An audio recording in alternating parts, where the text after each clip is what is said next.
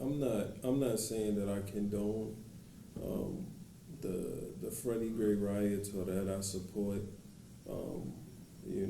burning down businesses and cutting fire hoses and also throwing rocks through windows. Not to cut you short, but another thing about the Freddie Gray riots that was pretty much misunderstood was that the riot itself was pretty much hijacked by a bunch of people that just wanted to take advantage of the situation. Yeah. So I wouldn't even really classify that as revenge. Mm-hmm. It's just, people taking advantage of other people's pain. Yeah. But continue. Yeah, but what I was gonna say, and I mean even from but when you drive through inner city Baltimore, and you can travel from north to south or east to west, whichever direction you want to travel through, you gotta understand that there is no sense of a community. You're talking about a city that has between 40,000 to almost some statistics have shown 100,000 vacant homes. Mm-hmm. And then you're talking about, in addition to those vacant homes, you got boarded up old businesses. You know, all these vacant parking lots, these vacant lots that became just green areas with overgrown grass. So when people are going about destroying things, it's not even there were instances where they destroyed actual businesses. They burnt down a Rite Aid, right? But some of the infrastructure that they destroyed wasn't even infrastructure in itself. It was just abandoned, desolate brick buildings, abandoned, desolate wood buildings. And then even if you want to talk about something when we talk about drugs, right? Alcohol is still a drug. Yeah. And when you talk about them raiding a liquor store, that's still a drug. And I'm not trying to justify, you attacking someone's business, someone's livelihood, but liquor can have the same impacts on someone's judgment, just as cocaine, just as heroin, just as weed.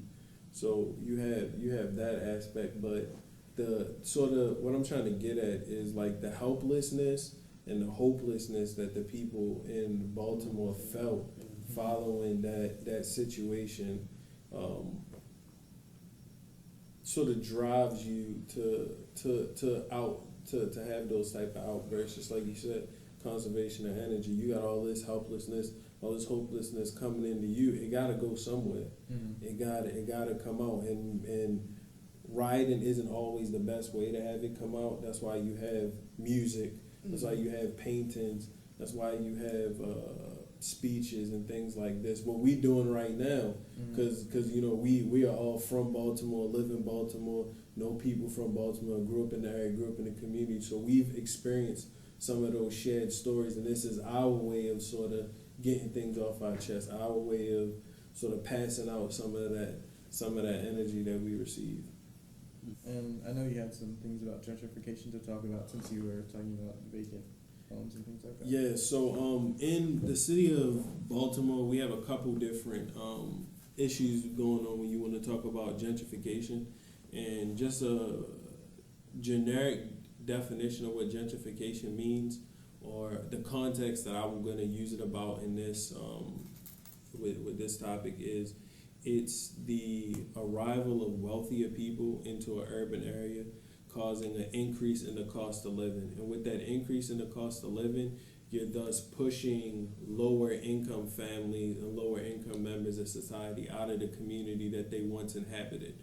So you're literally taking away the homes and the buildings that these people, occupied and that these people used for years, and it's being given to another group in society, and then that original group is just left, out the stray. So just some statistics about that. 1/3 of the homes in Greenmount East, Old Town Middle East, Sandtown, and Upton Druid Heights are vacant.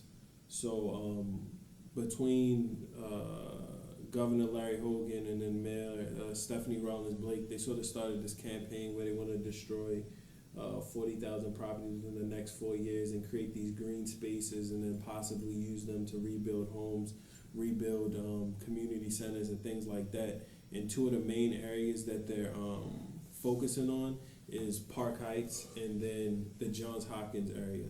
So the Johns Hopkins area is to help, well, the idea behind it is they destroy all the vacant homes that are, buy out the people that still live in the neighborhood, buy their homes from them. I think they said the average cost is around $92,000. Buy out those homes from those individuals, tear down those homes, the vacant homes, and then redevelop it into condominiums, science buildings for Hopkins, in terms of the medical campus, as well as the school in itself, and then have Johns Hopkins sort of foot the bill. And then with that, you want to sort of create new jobs. That's the idea behind it.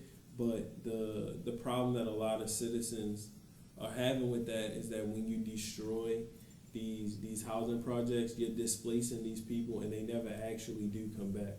Mm-hmm. Because they can't come back. Financially, they can't afford to live in those areas. So there was actually an article that was released by the Sun, and they were talking about Perkins Homes, the housing projects that sit in between Hopkins and the Harbor, and how that's sort of like prime real estate for Hopkins and prime real estate for developers, and how they're gonna come in and sort of take those homes and destroy them and dispel those people. But you have to understand that some of those residents have already been dispelled from other areas in the city. So one of the residents that they interviewed for the article was actually from Hollander Ridge, that housing development that was destroyed, and then she came to Perkins Home as her new home, and then now she's getting displaced once again. Remember, with what they want to argue when it comes to this gentrification topic is that we're gonna destroy your house, but you can come back. Her home, Hollander Ridge, was destroyed. She got put into Perkins Homes, and now that's getting destroyed. So in her eyes, it's just despair. Where is she gonna go next? Who can she turn to? And I know me personally, with West Baltimore being the area of Baltimore that I'm familiar with and that I sort of occupy, I've spoken to tons of residents when it comes to like Park Heights, and they've said on numerous occasions that they've had, white developers, white families even come up to their door and offer them money right then and there on the spot to buy that house. And it's not that these houses are up for sale. It's not that the homeowners had talked to a real estate investor about putting these homes up for sale. It's just literally the fact that black people are being bought out of the areas that they occupy, and they don't have any backup plan. And I mean, if you want to talk, when you travel down Northern Parkway, right, and you're going towards Towson, if you look on your right-hand side, right there by Pimlico, there's one house left, and it's barricaded in, right? And that's because he was that family, that gentleman that owns the house, he's the only person that actually owned his house and the land that his house was on. Mm-hmm. So when they were talking about buying up all those properties that used to be there and then demolishing all of that to turn it into a casino, they're unable to do that because of his house, because he refused to give in and turn over what he views as his property, what is his property. Yeah. So that gentrification process is something that's spread out across the city, because you got it going on, like I said, right there by Pimlico. They also just bought out, I think it's 260 homes they just bought out in Park Heights that they want to demolish, and then have Sinai Hospital sort of take part and foot in the bill for that, to create housing for their employees and everything like that. And it's all that's going to end up happening, or the overarching idea is that the people in the community gets kicked out, and then they have nowhere to go. And you can sort of see that already being done if you want to talk about the closing of like Pimlico High School, because the kids that went to those high school, that went to Pimlico High School, now either have to go to another high school in Baltimore City, which means they're now impeding on somebody else's education, or impeding on somebody else's environment, or those families were relocated to Randallstown and Ricestown, and now they occupy like Randallstown High School, Milford Mill, Newtown, Owens Mills, where they're doing the exact same thing, impeding on that other person's education or whatever the case may be. And it's not from what they want to do, it's just literally the circumstances that they are dealt, and just the cause that they have to deal with. So that's very true, and you can also see it by where they put certain modes of transportation, Mm-hmm. like bus routes and Yeah, metros and exactly. things like Mhm. that. And you can also tell by the certain types of stores that they put in certain areas too. And also, there's another interesting thing is I think it's Bethlehem Steel, Mm-hmm. and That was downtown, yeah. yeah, that at a time had a huge level of production, and it was pretty much like a staple of the community. And same thing, like, because the jobs pretty much got run out and things like that, and people didn't have that reliable mode of income, and they pretty much, the whole community pretty much had to find like lesser things to do because they weren't, like qualified for other jobs and things like that. Because, years ago you could take a manufacturing job and be able to support your family and things like that, Mhm. and earn a reasonably decent income. And another thing that I would like to mention is that there's a lot of literature and history behind Baltimore and people in general, of color, like Frederick Douglass in Maryland, Benjamin Banneker, Baltimore County, Dr. Vivian Thomas worked at Hopkins. And literature history, if you'd like to read more, Black Saga by Charles Christian, familiar with it, the autobiography of Frederick Douglass. Yeah. There's March, volumes 1, 2, and 3 by John Lewis, the book Invisible Men by Ralph Ellison, and a particularly interesting case or book is The Other Westmore, which is by a politician named Wes Moore. And do you know the story? Or I forget, man. basically, Wes Moore grew up in Baltimore, and he was given a certain amount of circumstances to do reasonably well, become a politician, author, things like that. And a man with the same name grew up maybe a few miles away, named Wes Moore, basically was involved with, I think, a robbery and a shooting or something, and is currently incarcerated.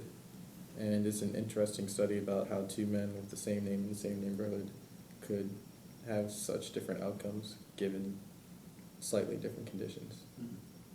And that's definitely an interesting one to check out. Hold up. We met Wes Moore. Oh, you guys did? That's Yeah, pretty awesome. we met Wes Moore at a BPM breakfast in 2012 or 2013. He came by and he shook all our hands. Word. Yeah. Yeah. I forgot we met Wes Moore. Wow. You guys should read the book then. Oh, dang. True. I totally blanked on that. Wow, that is dang. true. I forgot that we met Wes Moore. Oh, dang. I think he did. I think he won an award that year, something like that, right? Yeah. That's why he might have been there. Mm-hmm. Yeah. Wow, that is true. And Martin Luther King says injustice anywhere is a threat to justice everywhere. So Mm-hmm. yeah, so you should check out the Nauru Island child prison stories, the Chibok, Nigeria kidnappings, the Mbuti Pygmies in the Democratic Republic of the Congo, the Talibés in Senegal, the UN peacekeeper abuse in actually the Democratic Republic of the Congo also. And is there anything else you guys like to contribute or say that's been on your chest? Yeah. So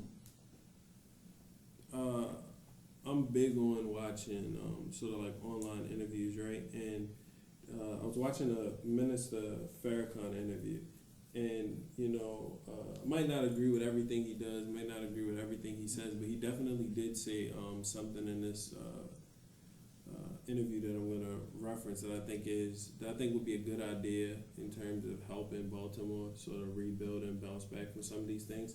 He was saying that when you talk about your inner city environments, right, and you have all these vacant lots, like where you used to have old buildings or just open patches of grass and that kind of thing, that you could turn them into gardens to help out with the whole idea of a food desert, right? And a food desert, for those who don't know, is an area where you don't have a local grocery store to provide fresh food and food to sustain the community. You have to venture out of the community to get those necessities and then come back in. So he was saying that you can sort of create farms, right? Farm for your respective goods and then sell them or distribute them back out to the community. And in that case, you're getting fresh food. So you're not worrying about any GMOs, any type of chemicals like that. In that regard, it's pretty pretty organic. You eliminate the whole idea of a food desert because you have like a farmer's market right there that you can buy things from. But why I say I don't know if this could be used in the Baltimore area is because of the huge homeless population that we have. So what I was actually thinking about was taking that idea but taking it a step further. And with the homeless population and with the vacant home situation is that you remodel and renovate the vacant homes, right? And you provide them to the homeless population, but you provide it to them on a conditional basis in the sense that they have to work for their home. So let's say they said the vacant homes were like $92,000, right? They said that was the average price that they bought a vacant home for. For the typical salary for some of these people in some areas in Baltimore, like Little Italy, I think is like 35 grand. So if you can have an individual work at one of these farms over a 3-year span, then they get paid with the house. And then that sort of takes that that helps to take and lower your homeless population, take these people off the streets. You give them their own property, something that they have of themselves right now. So then they're the ones that have to serve when it comes to the uptake and the keep of their property. And then you don't even necessarily have to have them just work in the farm environment, because I do know that Baltimore is also Maryland is we're one of those states that we get all 4 seasons, right? So winter time and those type of things you can't farm.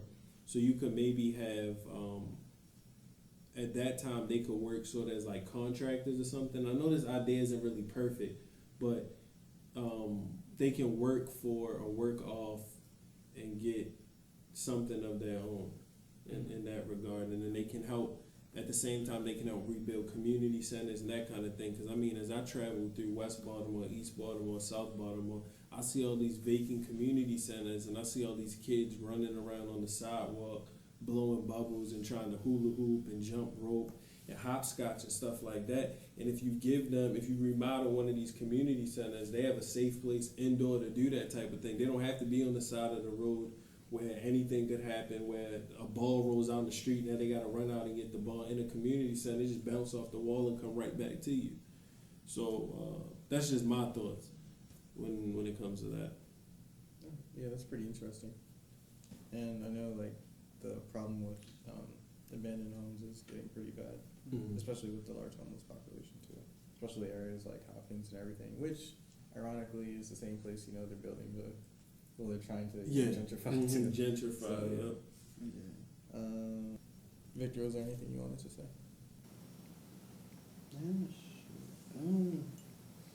Just like we need to stop closing down schools in Baltimore. Yeah, without a doubt. Like, cause it's a major problem. Like, schools get closed down in Baltimore all the time. Yeah, like I mean, like all the time. And it's like crazy. Like you have elementary schools that get closed down, so then all the kids have to be forced into another school. Then you have classroom population. The kids can't learn properly, and then of course that discourages kids from even trying to go to school in the first place. Then all these people. There are a lot of people in Baltimore making too much money for doing nothing. Honestly, there's a lot of people in Baltimore's government that's been stealing money for years. Like honestly, Stephanie Rawlings Blake, she's taking a lot of money. Like people aren't stupid. Like we know like there's like missing money in like the budget. It doesn't make sense. The amount of money that Baltimore claims to bring in should be like put into other projects, but yet they claim like they don't have enough money in the budget. Like you're lying to me, okay? Like I know you're lying to me. So it's like because Stephanie Rawlings Blake, for example, for like years has been like going to all these like mayor's meetings, staying in like first class hotels for like these mayor's meetings. Yet there's nothing happening in our city, like nothing. You have all of these benches in Baltimore that reads Baltimore, the city that reads. Oh, the greatest city in America. Yeah, the greatest city in America. Like the ironic part about Baltimore, the city that reads, is that Maryland for the past few years has had like the highest test scores in the country out of like all the states.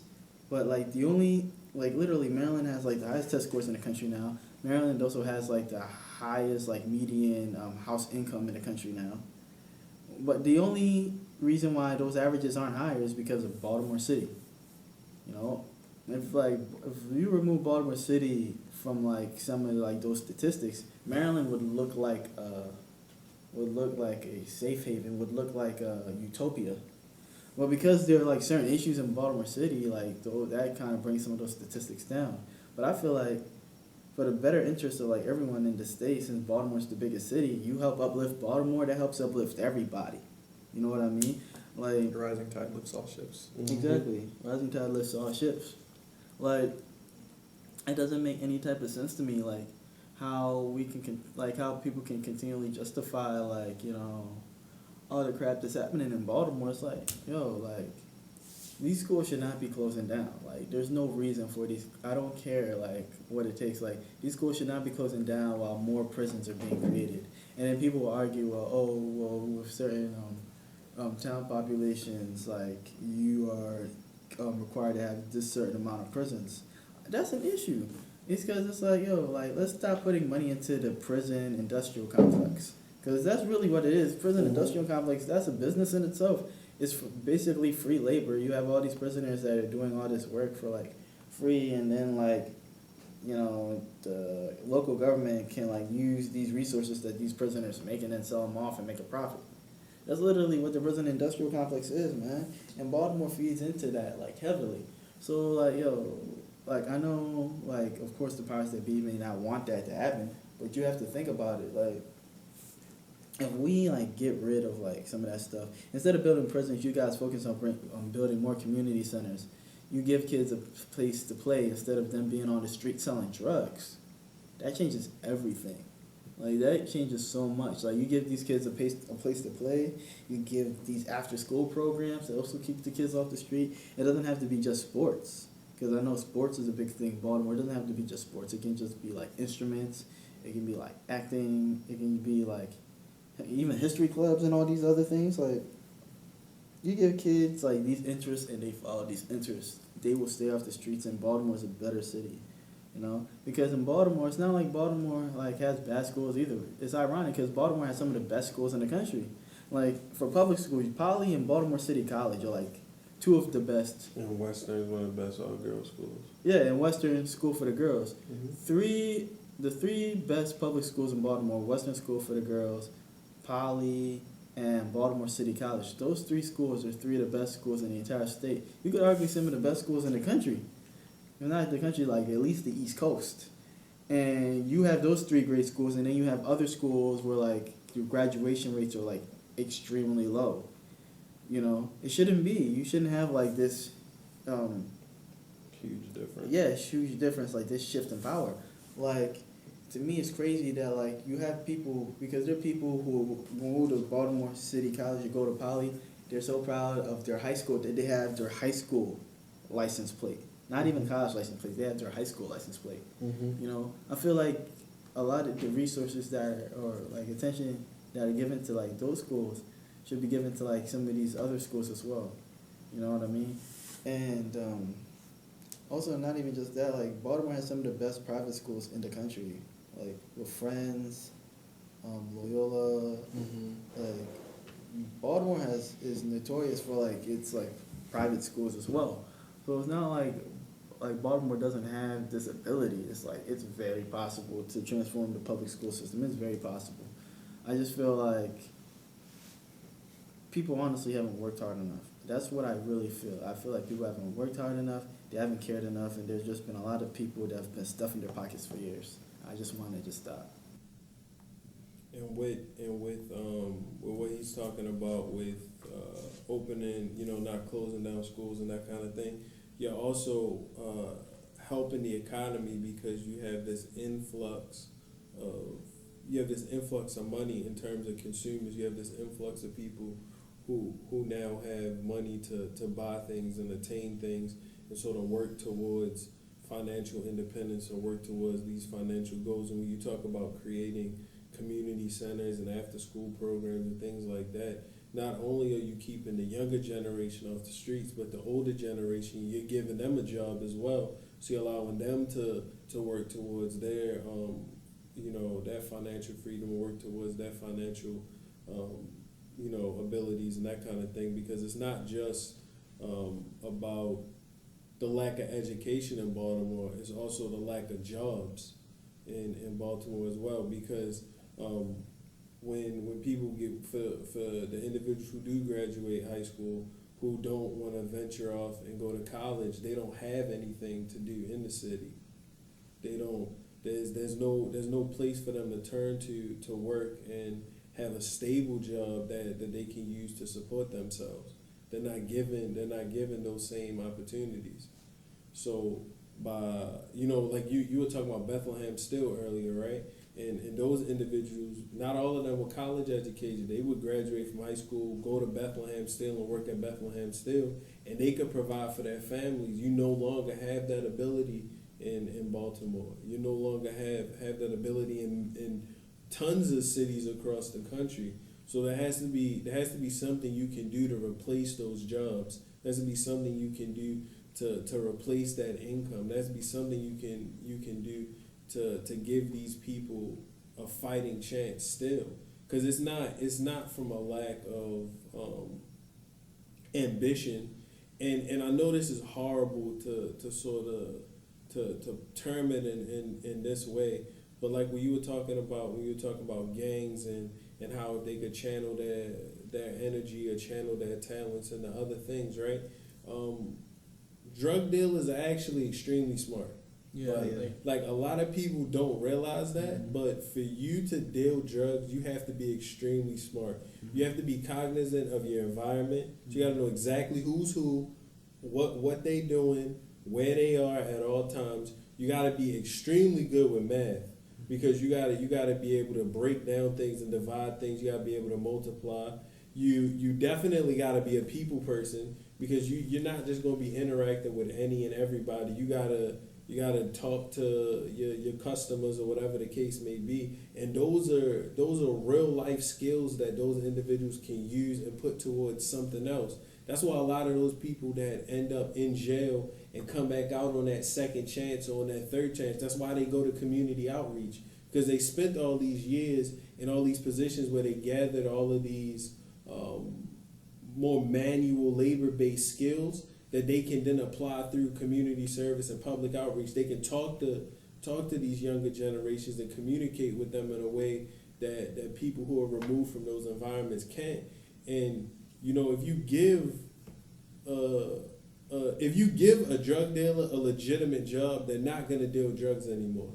And that goes right back to what we were talking about earlier when it comes to hip hop music and sort of the negative image that's portrayed. A lot of these rappers, they rap about dealing drugs, and they rap about shooting people, and they rap about all these different things, but they're no longer in those situations. They're removed from those situations. Exactly. So if you remove drug dealers from these situations, you give them another out, they're no longer going to deal drugs. Nobody wants to deal drugs. Yeah. Nobody wants to have to sleep with one eye open and be worried about who's going to kick in the front door, whether the police or a rival. Nobody wants to deal with that. They'd much rather be able to earn a living and take care of their family in a better way, and in a way that's not gonna get them hurt. Like there's the podcast Attack Stone, right?